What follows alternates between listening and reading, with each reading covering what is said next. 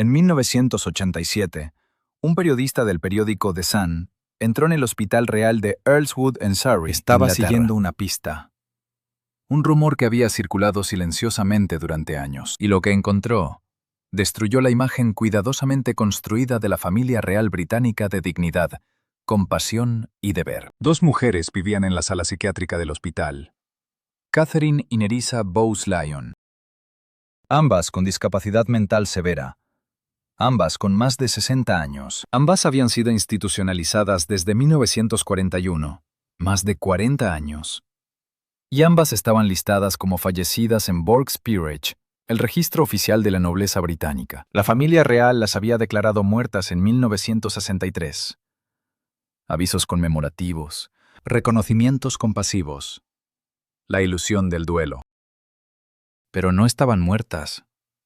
Estaban vivas, ocultas, abandonadas, encerradas en una institución psiquiátrica y borradas de los registros oficiales. Y aquí está la parte que hizo el escándalo explosivo. Eran las sobrinas de la reina madre, primas hermanas de la reina Isabel II, parientes directos de la familia real más famosa de la tierra.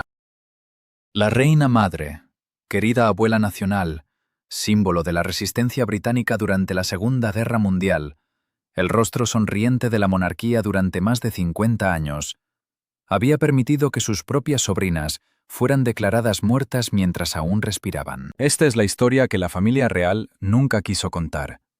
El legado genético oculto de la familia Bowes-Lyon. La verdad oscura, detrás del cuento de hadas de la reina madre, de plebeya a reina. Y la pregunta que persigue el escándalo: ¿qué más ocultaron? 26 de abril de 1923. Abadía de Westminster, Londres.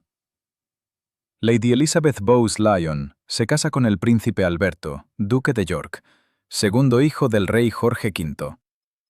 La boda es una celebración nacional. Elizabeth es hermosa, encantadora, escocesa, y lo más importante, es plebeya. No técnicamente. La familia Bowes-Lyon es aristocrática, rastreando su linaje hasta la nobleza escocesa y los estuardos reales. Pero Elizabeth no es princesa. No tiene sangre real. Es la primera no real en casarse tan cerca del trono británico desde 1464, más de 450 años. A la prensa le encanta. Un cuento de hadas, una plebeya casándose con un príncipe. Pero aquí está lo que la narrativa oficial omite. La familia Bowes-Lyon tenía secretos oscuros, genéticos, enterrados en castillos escoceses y hospitales psiquiátricos. Elizabeth Angela Marguerite Bowes-Lyon nació el 4 de agosto de 1900 en St. Paul's, Waldenbury, en Hertfordshire. Pero la sede ancestral de su familia era el castillo de Glamis, en Escocia, una extensa fortaleza medieval con reputación de fantasmas, maldiciones y habitaciones ocultas. La familia Bowes-Lyon había poseído el castillo de Glamis desde 1372. Más de 500 años, y durante 500 años circularon susurros sobre anomalías genéticas, deformidades y locura corriendo por la línea de sangre. La leyenda más famosa involucraba al monstruo de Glamis, un niño horriblemente deformado, supuestamente nacido en la familia en los años 1800 y encerrado en una habitación secreta durante toda su vida. Los historiadores debaten si esta historia es verdad o folclore. Pero lo que no es folclore es el patrón bien documentado de enfermedad mental y discapacidades del desarrollo en el árbol genealógico Bowes-Lyon. Los padres de Elizabeth eran Claude Bowes-Lyon, 14º conde de Strathmore y Kinghorn, y Cecilia Cavendish Bentinck. Tuvieron 10 hijos. La mayoría eran saludables, pero las anomalías genéticas aparecieron en la familia extendida. El hermano de Elizabeth, John Herbert Bowes-Lyon, murió a los 11 años por convulsiones epilépticas. La epilepsia no era inusual a principios del siglo XX, pero la familia Bowes-Lyon tenía una incidencia inusualmente alta de trastornos neurológicos y del desarrollo. La hermana de Elizabeth, Fenella, se casó con la familia y dio a luz a 2 hijas, Nerissa en 1919 y Catherine en 1926. Otra hermana, Harriet, también se casó en círculos aristocráticos. Su hija Idonea tenía discapacidades similares. Para la década de 1930, estaba claro que algo estaba mal. Nerissa y Catherine no podían hablar correctamente. Tenían retrasos del desarrollo severos. Catherine nunca se desarrolló más allá de la capacidad mental de un niño de 3 años. Nerissa era ligeramente más funcional, pero aún severamente afectada. En 1941, mientras la Segunda Guerra Mundial rugía, la familia tomó una decisión. Nerissa, de 22 años, y Catherine, de 15, fueron institucionalizadas en el Hospital Real de Earlswood, en Surrey. Esto no fue un arreglo temporal, fue permanente. La historia oficial era que las niñas necesitaban cuidado especializado, pero aquí está la verdad. La familia real quería ocultarlas. En 1936, la vida de Elizabeth cambió para siempre. El hermano mayor de su esposo, el rey Eduardo VIII, abdicó el trono para casarse con Wallis Simpson, una estadounidense divorciada. Alberto, ahora rey Jorge VI, se convirtió en rey. Elizabeth se convirtió en reina consorte. Las apuestas eran enormes. La monarquía acababa de sobrevivir una crisis constitucional. El nuevo rey tenía un tartamudeo debilitante. La imagen de la familia real tenía que ser perfecta, impecable, más allá de reproches. Y eso significaba, sin escándalos, sin debilidades, sin vergüenzas. La discapacidad mental en los años 1940 llevaba estigma. Se veía como contaminación hereditaria, una maldición genética. Si el público supiera que las sobrinas de la nueva reina estaban severamente discapacitadas e institucionalizadas, surgirían preguntas. ¿Había algo malo con la línea de sangre Bowes-Lyon? ¿Podría pasar a los hijos del rey, la futura reina Isabel II y la princesa Margarita? La familia real no podía arriesgarse. Así que en 1941, Nerissa y Catherine desaparecieron de los registros públicos. Fueron colocadas en el Hospital Real de Earlswood, una institución psiquiátrica originalmente llamada el Asilo Real de Earlswood para idiotas. El nombre mismo revela las actitudes brutales de la época hacia la discapacidad mental. El hospital albergaba cientos de pacientes con discapacidades del desarrollo e intelectuales. Las condiciones eran sombrías. Salas sobrepobladas. Estimulación mínima. Los pacientes pasaban sus vidas en monotonía institucional, olvidados por el mundo exterior. Nerissa y Catherine fueron asignadas a salas con otros pacientes, sin tratamiento especial, sin privilegios reales. Usaban ropa institucional, comían comida institucional, compartían habitaciones con extraños. Su propia familia rara vez visitaba. Elizabeth, ahora reina Isabel, más tarde la reina madre, nunca las reconoció públicamente. Nunca visitó. Nunca envió regalos. Nunca mencionó su existencia. Y en 1963, la familia real dio el paso final. Burke's Peerage, el registro genealógico autoritativo de la nobleza británica, publicó una edición actualizada. Listaba a Catherine y Nerissa Bowes-Lyon como fallecidas. Murieron en 1940. Ambas, muertas antes de ser siquiera institucionalizadas. La entrada era breve, clínica, final. Excepto que no estaban muertas. Estaban vivas, viviendo en el Hospital Real de Earlswood, comiendo, respirando, existiendo en limbo institucional. La familia real las había declarado muertas mientras aún vivían. ¿Por qué? Control. Al listarlas como fallecidas, la familia borró cualquier escándalo potencial. Ningún periodista investigaría mujeres muertas. Ningún genealogista haría preguntas incómodas. El registro oficial estaba limpio. La línea de sangre Bowes-Lyon parecía saludable. La imagen de la monarquía permanecía sin mancha. Durante más de 20 años esta mentira se mantuvo. Nerissa y Catherine vivieron en la oscuridad. El personal del hospital sabía quiénes eran, pero la institución mantenía los registros de pacientes confidenciales. La familia real pagaba las cuentas silenciosamente, sin publicidad, sin reconocimiento. Luego, en 1986, Nerissa murió. 67 años. Había vivido toda su vida adulta, más de 45 años, en el hospital psiquiátrico. Su muerte debería haber sido una pequeña nota al pie, una paciente olvidada en una institución olvidada. Pero un periodista escuchó sobre ello.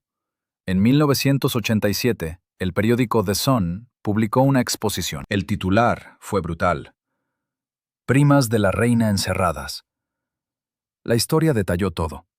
2 mujeres, primas hermanas de la reina Isabel II, habían sido institucionalizadas durante décadas. La familia real las había listado como muertas en 1963, mientras estaban vivas. Una acababa de morir en 1986. La otra, Catherine, aún estaba viva en el hospital. La reacción pública fue explosiva. Indignación, disgusto. ¿Cómo pudo la familia real abandonar a sus propios parientes? ¿Cómo pudo la reina madre, querido símbolo de compasión y deber, permitir que sus sobrinas fueran borradas? El palacio emitió una breve declaración. Las pacientes eran parientes distantes. La familia había actuado bajo consejo médico. La privacidad era primordial. Pero el daño estaba hecho. El cuento de hadas de la reina plebeya tenía un lado oscuro. La línea de sangre Bowes-Lyon llevaba algo que la familia desesperadamente quería ocultar. Y la imagen de la reina madre, cuidadosamente cultivada durante décadas, de repente tenía una grieta masiva. Catherine Bowes-Lyon vivió otros 27 años después de que estalló el escándalo. Murió en 2014 a los 87 años. Había pasado 73 años en cuidado institucional. Más de 7 décadas encerrada, oculta, olvidada por la familia que debió protegerla. Cuando murió, la familia real no emitió declaración, sin reconocimiento, sin conmemoración. Fue enterrada en una tumba de indigente en el cementerio Redstone, en Surrey, sin lápida, sin marcador. Solo una parcela sin nombre.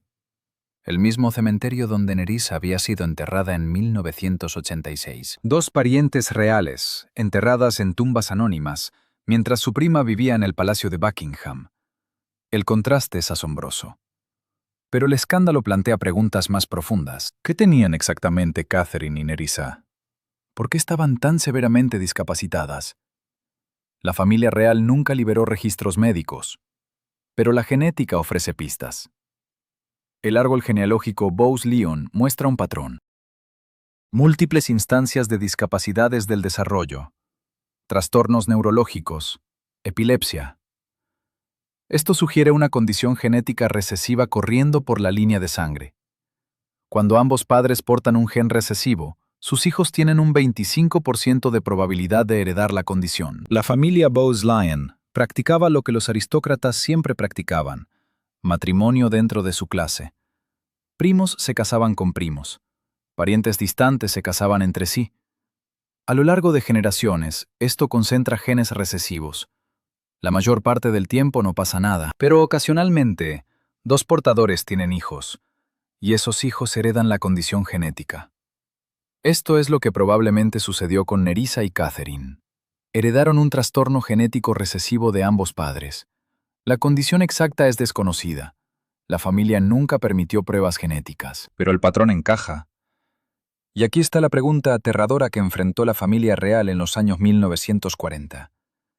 ¿Podría esta condición genética pasar a la reina Isabel II? La madre de Isabel, la reina madre, era de la familia Bowes-Lyon. Si los genes recesivos para discapacidad del desarrollo corrían en su línea de sangre, había una posibilidad de que los portara. Si lo hacía, y si el rey Jorge VI también portaba genes recesivos similares, sus hijos podrían heredar la condición.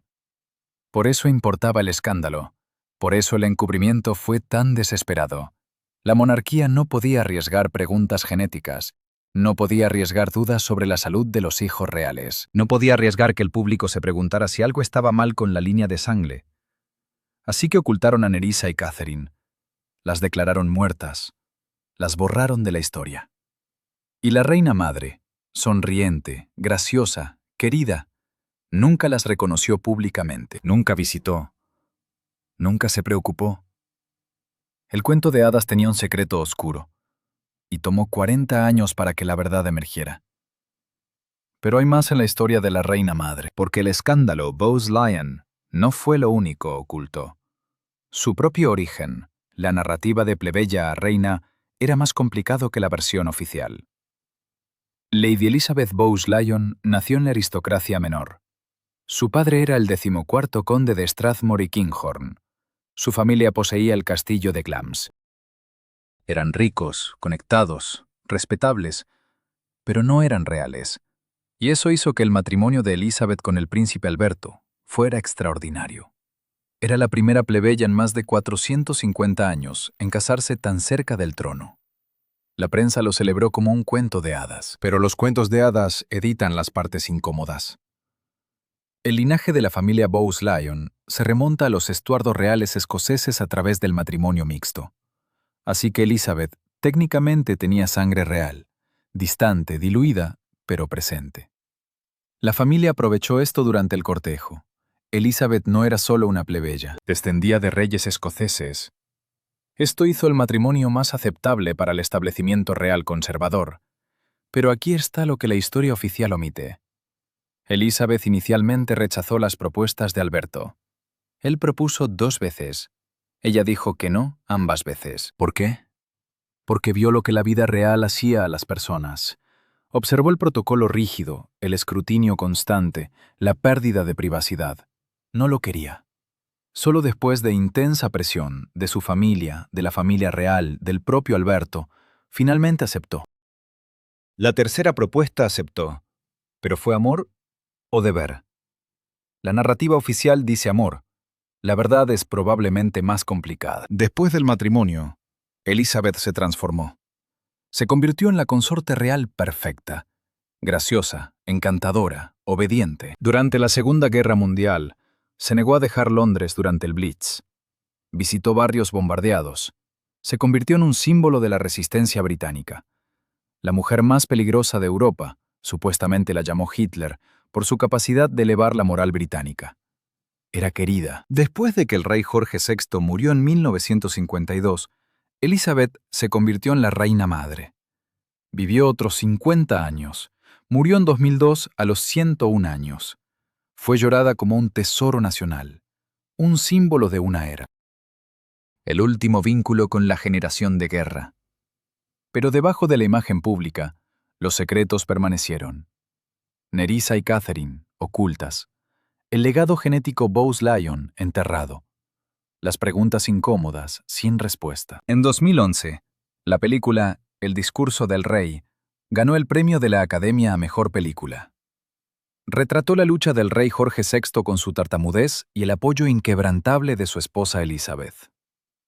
La reina madre fue representada como una pareja amorosa y solidaria. La película fue un triunfo. Una historia hermosa, pero no mencionó a Nerissa y Catherine. No reconoció a las sobrinas institucionalizadas, no exploró los temores genéticos, no cuestionó el cuento de hadas. Porque así es como sobrevive la monarquía. Controlando la narrativa. Editando las verdades incómodas. Ocultando las partes que no encajan en la imagen. La historia de la reina madre es un estudio de caso en gestión de imagen. Durante más de 50 años, fue una de las figuras más queridas en Gran Bretaña. Pero esa imagen fue construida cuidadosamente, deliberadamente, con piezas dejadas fuera. Las sobrinas ocultas son solo un ejemplo. Hay otros. Rumores de alcoholismo, consumo excesivo de alcohol durante toda su vida. Rumores de gastos. Murió con deudas superiores a 7 millones de libras esterlinas, principalmente por comprar arte y antigüedades. Rumores de frialdad. Su trato a la princesa Diana, su relación con sus propias hijas. Nada de esto encaja en la narrativa oficial. Así que se minimiza, se explica, se ignora. Pero el legado genético no puede ignorarse, porque plantea una pregunta que importa a la actual familia real. ¿Qué genes pasó la reina madre? La reina Isabel II vivió hasta los 96 años. Saludable, aguda, sin problemas genéticos obvios. Sus hijos, Carlos, Ana, Andrés, Eduardo, todos saludables. Sus nietos, Guillermo, Enrique y otros, saludables. Hasta ahora el legado genético Bowes-Lyon no se ha manifestado, pero los genes son impredecibles. Las condiciones recesivas pueden saltar generaciones. aparecer inesperadamente, permanecer latentes durante décadas. La familia real sabe esto, por eso nunca han liberado información genética completa. Por eso guardan los registros médicos tan cuidadosamente. Por eso controlan la narrativa tan estrechamente. El escándalo de las primas ocultas expuso una verdad que la monarquía no quería reconocer. Las líneas de sangre reales no son puras, no son especiales.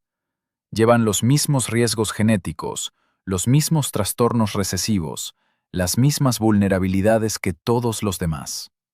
Catherine y Nerissa Bowes-Lyon fueron recordatorios inconvenientes de esta verdad, así que fueron borradas, ocultadas, declaradas muertas. Y la reina madre, símbolo de gracia y deber, nunca miró atrás. El escándalo nos enseña algo importante sobre cómo el poder se protege a sí mismo. No es a través de la fuerza. Es a través del control narrativo, decidiendo qué se recuerda y qué se olvida, construyendo imágenes que sirven a la institución, ocultando las partes que amenazan el cuento de hadas. El legado de la reina madre es complicado. Fue genuinamente querida. Jugó un papel crucial en mantener la moral británica durante la Segunda Guerra Mundial. Representó una era que muchos recuerdan con cariño, pero también permitió que sus sobrinas fueran borradas de la historia. Participó en un encubrimiento que duró décadas. Se benefició de una imagen cuidadosamente construida que ocultó verdades incómodas. Ambas cosas pueden ser verdad. La historia no es simple. Las personas no son simples. La reina madre fue una figura compleja, tanto la abuela querida de la nación como la mujer que abandonó a sus parientes discapacitados. Entenderla requiere reconocer ambos: el cuento de hadas y la verdad oculta, la imagen pública y el escándalo privado, la gracia y la crueldad. Esa es la historia real. No la versión sanitizada, no la narrativa de Hollywood. La verdad complicada e incómoda de quién era y qué permitió que sucediera. Y es una historia que la familia real aún no quiere contar. Incluso ahora, décadas después de su muerte, el palacio controla la narrativa, protege la imagen, minimiza el escándalo. Pero la evidencia permanece. Registros hospitalarios, entradas de Burke's Peerage, artículos de periódicos, tumbas anónimas. Las primas ocultas existieron, vivieron, sufrieron. Fueron borradas, y la reina madre lo permitió. Esa es la verdad que el cuento de hadas no pudo ocultar para siempre.